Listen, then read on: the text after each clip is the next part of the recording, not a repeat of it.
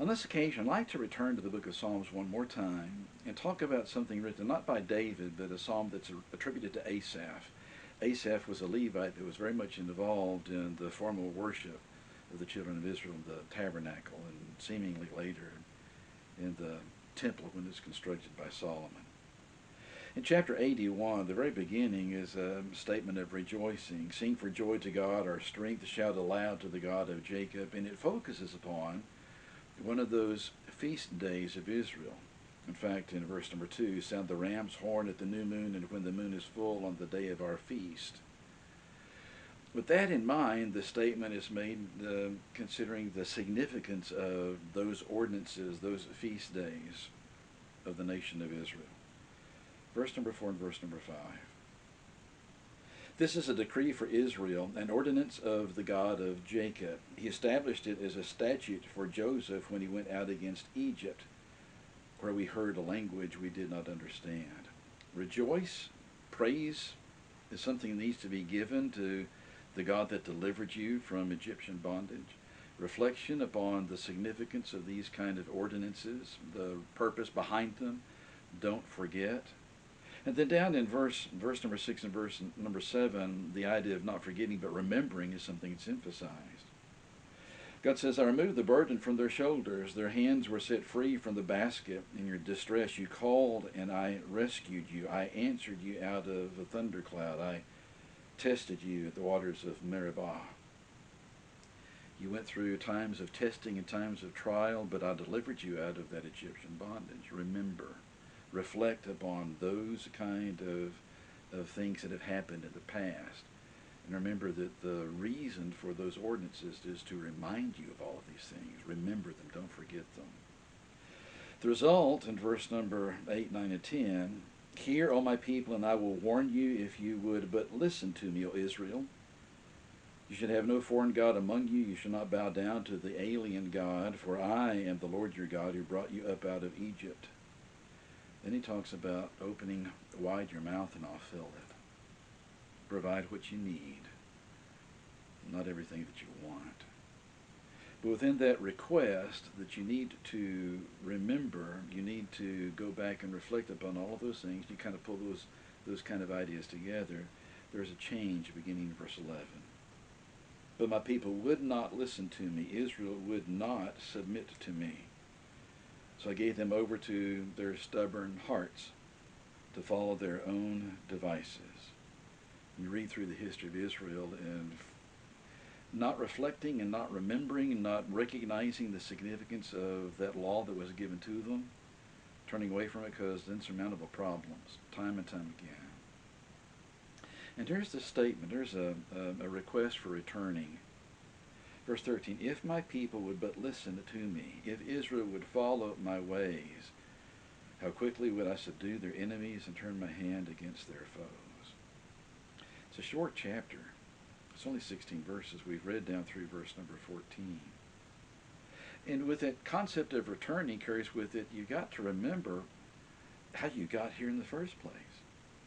If you do not remember your history, you can go through a process of rejoicing and having a period of giving of thanks, but to whom are you giving thanks? Have you noticed in our culture that very special days where families used to get together have taken on a different meaning? In many instances, those holidays of these United States have been given new names or watered down designations. The meaning behind it has been relegated to just a time to get together with family and friends. And if the younger generation wonders why, the official word is, well, it's just a time to get together. It has no really special meaning. Same thing happens here. These people gather together for feast days. They've always observed those feast days. They forgot why. The reason behind those stipulations, the reasons behind those ordinances in that covenant that God gave to the nation through Moses have been long forgotten. They're just doing it to get together, something they've always done, and they have forgotten the past. Because of that, because of that, God says, I gave them over to their own stubborn hearts to follow their own devices. They don't know why they're doing what they're doing. It's just emotion they go through. Is it possible that the religious world, Christendom in general, has become just like Israel of the past? Go through the motions of things, but don't really know why. Understand that there's a reason, but we don't know what the reason really is. Or if it's something that is discussed, maybe we need to discuss it in hushed tones, because some people are going to get offended if they realize that we're going back and thinking about when these days of celebration were actually begun, what caused their origination. The time in which we live is a time of upheaval. The time in which Asaph writes this chapter in Psalms is a time of upheaval.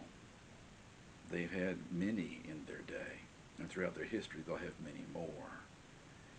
If we do not learn lessons from the past, we are doomed to repeat them. If we do not remember history, we're destined to follow the same errors that have been found throughout the history of humanity over and over again. We don't need to be a defeatist individual or defeatist people. We do not need to go through life saying, I've got to watch everything that I say because somebody's going to be offended. I guarantee you, no matter what you say, somebody will be offended. And typically that's on them, not necessarily on you, because they are not embracing any kind of idea different than their own. That sounds like selfish stubbornness, does it not? Differing points of view cause us to grow. Logical discussion and debate over issues are things that are almost a thing of the past. If we don't bring them back, if we don't really be honest with the details of history, we'll fall into a situation where, because we do not follow those precepts, our stubborn hearts and our own devices will cause our destruction. Pray for this nation. Pray that people start remembering and reflecting upon what really has happened in the past. Not what they want the past to say, but what the past did say, as devastating as some of those facts may be, because we do not want that devastation to return ever again. Please stay safe. We'll talk again soon.